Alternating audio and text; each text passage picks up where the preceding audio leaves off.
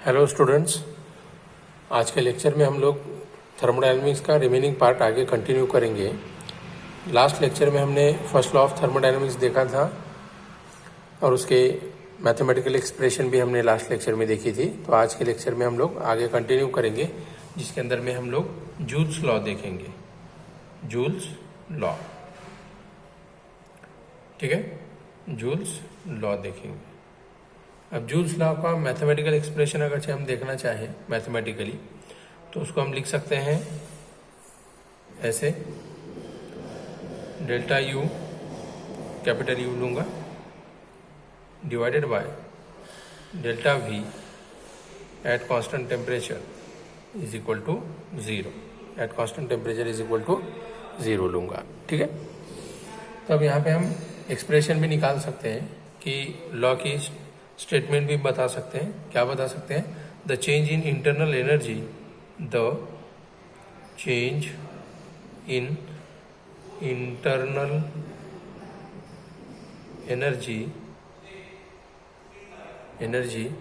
Of an ideal gas,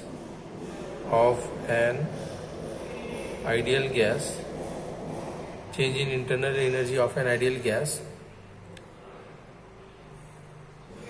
with volume at constant temperature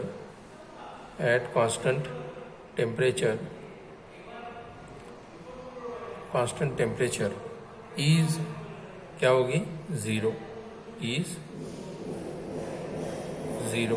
constant temperature क्या होगी?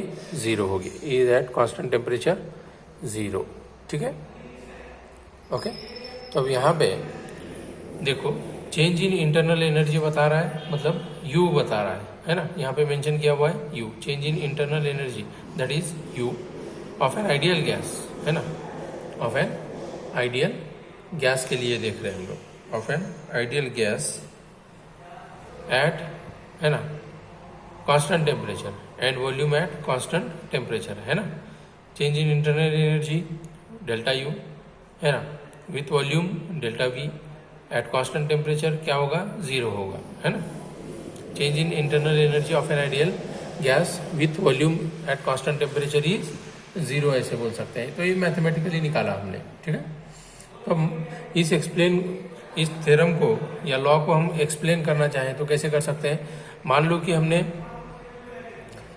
हमने क्या किया कि एक कंटेनर लिया, है ना, ऐसा कोई कंटेनर हमने लिया और कंटेनर के अंदर में हमने लिक्विड्स को फिलअप किया, ठीक है, जिसके अंदर में हमने एक स्टरर भी यूज़ किया, थर्मोमीटर यूज़ किया। थर्मोमीटर किस लिए? टेम्परेचर चेक करने के लिए। मान लो ऐसे कोई थर्मोमीटर हमने यूज़ किया है, ठीक है, ये ऐसा कोई हमारा थर्मोमीटर है, जो थर्मोमीटर हमें बताएगा कि टेम्परेचर एक्चुअल में कितना है, ओके, ठीक है। ऐसे वाला कोई थर्मोमीटर है मान लो, इसके अंदर में रीडिंग होगी, है ना। यहाँ से ऐसे हमने मर्क्यूरी फिलअप की हुई है, ठीक है, ये थर्मोमीटर की रीडिंग बता रहा है साइड से। और उसी के साथ साथ हमने एक स्टरर भी लिया। क्या लिया? स्टरर, ठीक है। उस स्टरर को मैं बताने की कोशिश करता हूँ आपको। ये ऐसे मान लो कोई स्टरर है हमारे पास, जिसे हम स्टर कर सकते हैं इन द सेंस लिक्विड को कंटिन्यूसली अंदर ऐसे ऐसे मिक्सअप कर सकते हैं, ठीक है, अंदर मिक्सअप करने के लिए यूज़ किया हुआ है। अब मान लो कि दो बल्ब हमने यहाँ पे यूज़ किए। जैसे मान लो ये हमारा बल्ब नंबर 1 रहेगा, है ना, बल्ब ये पहला वाला बल्ब और ये एक दूसरा वाला बल्ब हमने ऐसे यूज़ किया है। इसको नाम देंगे ए और इसको नाम देंगे हम लोग बी, और उसको स्टॉप कॉक से पैक किया हुआ है। यहाँ पे क्या है? स्टॉप कॉक है, ऐसे इसको अटैच किया हुआ स्टॉप कॉक, है ना, ठीक है। अब इसके अंदर में हमने गैस फिलअप की, ऐसे पूरा इसमें क्या रहेगा? गैस रहेगी। ये लिक्विड लिया और उसके के अंदर में बल्ब डाल दिए, और इस बल्ब के अंदर में हमने मान लो गैस क्या हुई की हुई है? फिलअप की हुई है ए में, ठीक है। और बी वाला कैसा है? पूरा खाली है, बी वाला कैसा है, पूरा खाली है, ये वाला बी, और ए में हमने एक आइडियल गैस हमने क्या की, फिलअप की। ठीक है, अब देखो अब इसका रिजल्ट क्या होगा कि यहाँ पे कॉम्बिनेशन किया है हमने ए और बी बल्ब का, है ना, जिसको हमने स्टॉप कॉक से अटैच किया हुआ है। ठीक है, और ए गैस क्या की है, ए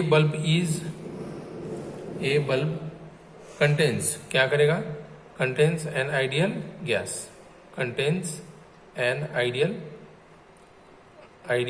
गैस। ए बल्ब में क्या है, आइडियल गैस है, और बी में हमने क्या रखा है, कोई गैस को फिलअप नहीं किया, और ए और बी को कनेक्ट करने वाला कौन है, स्टॉप कॉक। और इसको हमने मान लो लिक्विड लिया और लिक्विड में इमर्स किया, मान लो कि वाटर लिया है हमने, ये वाला हमने वाटर लिक्विड लिया है और इसमें इनको इमर्स कर दिया।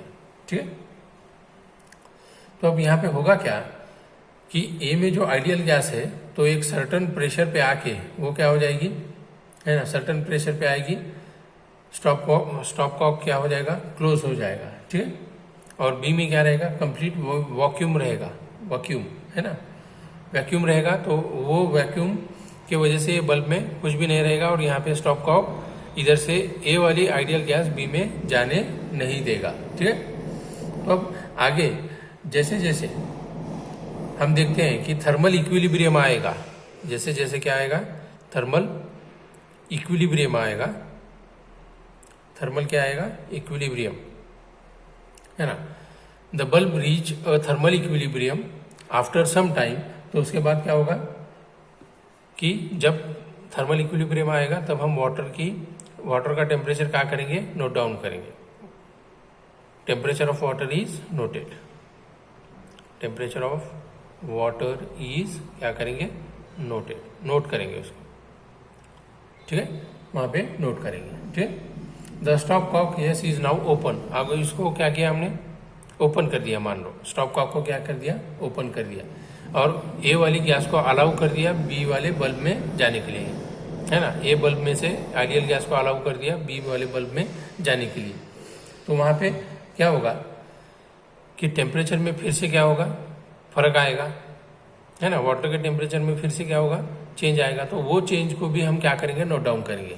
ठीक है, वो चेंज को भी हम नोट डाउन करेंगे, वो टेम्परेचर भी नोट डाउन कर लिया जाएगा। कब, जब आइडियल गैस बल्ब ए से फ्लो करने लगेगी बी में, है ना, फ्लो करने लगेगी बी में, तब भी हम क्या करेंगे, टेम्परेचर रिकॉर्ड करेंगे। ठीक है, ठीक है, तो वहां पे क्या नजर आता है कि जब हम ए से गैस को बी में फ्लो करते हैं तो तब वाटर के टेम्परेचर में कोई चेंज नजर नहीं आता। ठीक है ना, there is no change in temperature of water, है ना। ठीक है, there is no change in temperature of water on opening of stop cock, है ना। इसको ओपन करने के बाद में भी वाटर के टेम्परेचर में कोई चेंज नहीं आता। ठीक है, ओके। तो यहाँ पे क्या होगा कि अपोजिंग फोर्स क्या रहेगा, ए से बी में जाने के लिए अपोजिंग फोर्स। अब यहाँ पे स्टॉप कॉक हमने ओपन कर दिया तो अपोजिंग फोर्स रहेगा क्या, नहीं, है ना, अपोजिंग फोर्स नहीं होगा। अपोजिंग फोर्स क्या होगा, फिर जीरो होगा। Opposing force is equal to क्या लिख सकते हैं, जीरो लिख सकते हैं हम लोग। ठीक है, opposing force zero, that means opposing pressure क्या रहेगा, जीरो। तो इसको मैं ऐसे लिखूं, p opposing, p opposing, opposing pressure is equal to क्या रहेगा, जीरो। ठीक है, तो वर्क ऑफ एक्सपेंशन क्या होगा, then work of expansion, work of expansion is क्या लिख सकते हैं, वर्क ऑफ एक्सपेंशन इज, है ना, D W is equal to minus P opposing force और pressure into volume, DV is equal to क्या रहेगा, जीरो रहेगा। वॉल्यूम में भी कोई फर्क नहीं आया, अपोजिंग फोर्स भी जीरो था। तो फर्स्ट लॉ ऑफ थर्मोडायनेमिक्स का यूज करेंगे हम लोग। ठीक है, फर्स्ट लॉ ऑफ थर्मोडायनेमिक्स का यूज करेंगे हम लोग। देखिए, और एक बार वीडियो में नहीं आ रहा था इसलिए मैं अभी ऊपर कर दिया हूँ। ठीक है, तो वाटर कैसा था, जीरो था, है ना। टेम्परेचर में कोई चेंज नहीं आया, तो टेम्परेचर ऑफ वाटर क्या किया, फिर से नोट डाउन किया, उसमें कोई चेंज नहीं था, तो अपोजिंग फोर्स क्या था, 0 था। तो इसी को लिखा हमने opposing pressure is equal to क्या रहेगा, 0 रहेगा। Then work of expansion is क्या लिख सकते हैं, dw is equal to minus opposing pressure into dv is equal to, मतलब वॉल्यूम क्या रहेगा, 0 रहेगा। ठीक है, वॉल्यूम क्या हो गया हमारा, 0 हो गया। तो अभी आगे बढ़ते हैं, वॉल्यूम क्या हो गया, 0 हो गया। तो आगे देखिए, अब यहाँ पे हम क्या करेंगे, first law of thermodynamics use करेंगे। First law of thermodynamics, first law of थर्मोडी, ठीक है, दैट मीन्स थर्मोडायनेमिक्स। कौन सा है फार्मूला हमारे पास, dv is equal to dq plus dw, ठीक है। तो यहाँ पे एज वर्क डन कैसा हो रहा है, dw कैसा है, 0। तो यहाँ पे क्या लिख सकते हैं हम, dv इज इक्वल टू क्या लिख सकते हैं, dq, है ना, dv is equal to dq। तो अब यहाँ पे देखो, एज हमें पता है, एज द टेम्परेचर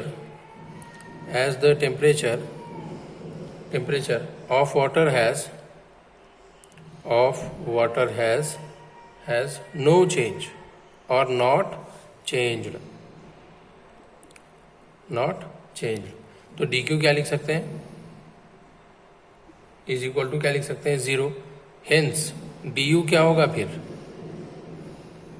du क्या होगा बच्चों, 0 ही रहेगा, है ना, du क्या होगा, 0, ठीक है। तो अब देखिए, u इज इक्वल टू, उसी को लिख सकते हैं, है ना, taking u as a function, taking u as a function, इसको क्या ले रहे हैं हम लोग, फंक्शन ले रहे हैं, taking u as a function of volume and temperature. तो क्या लेंगे, u इज इक्वल टू, है ना, फंक्शन v इंटू टी, अब इसको डिफ्रेंशिएट करेंगे हम लोग आगे, डिफ्रेंशिएटिंग द अबव इक्वेशन, तो क्या करेंगे, differentiating above equation, we can write du is equal to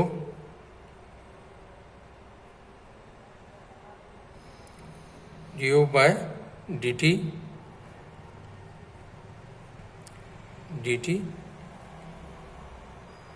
dt plus du by dv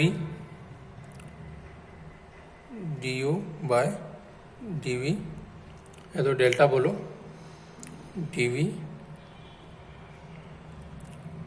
temperature into क्या रहेगा, dv। इसको इक्वेशन नंबर 1 बोलो। ये डिफ्रेंशिएट किया हमने, डिफ्रेंशिएटिंग अब इक्वेशन, तो उससे मिली हमें ये इक्वेशन, ठीक है, ये वाली, ठीक है। तो हमने थोड़ी देर पहले ही देखा था, क्या देखा था, कि ऐसे सिचुएशन में du क्या होता है, 0 होता है ना, एंड dt क्या होता है, वो भी 0 ही होता है। तो यहाँ पे 0 लिख दिया, ठीक है।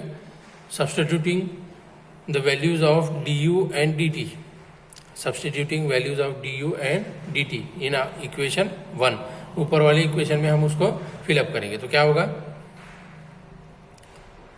लिखो du बाय dv, है ना, to the base 10 into dv, ये क्या रहेगा, 0। बट dv के लिए क्या लिया था हमने, नॉट इक्वल्स टू 0। तो अब यहाँ पे क्या लिख सकते हैं हम लोग,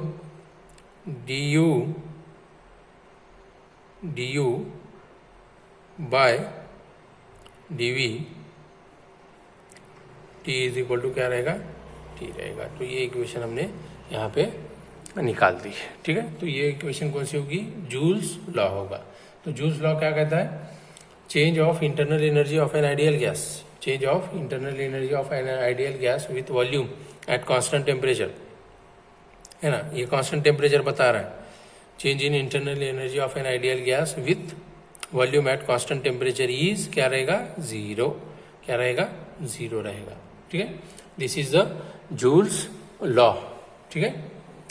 नेक्स्ट हमें देखना है जूल एंड थॉमसन लॉ, ठीक है, जूल्स एंड थॉमसन लॉ। तो जूल एंड थॉमसन लॉ को हम नेक्स्ट लेक्चर में क्या करेंगे, कंटिन्यू करेंगे, क्योंकि उसके अंदर में भी हमें एक डेरिवेशन को देखना होगा, इक्वेशन आएगी, तो उसको हमें जूल एंड थॉमसन लॉ को नेक्स्ट लेक्चर में हम लोग क्या करेंगे, देखेंगे, या Joule and Thomson effect, Joule and Thomson effect को नेक्स्ट लेक्चर में हम लोग आगे कंटिन्यू करेंगे।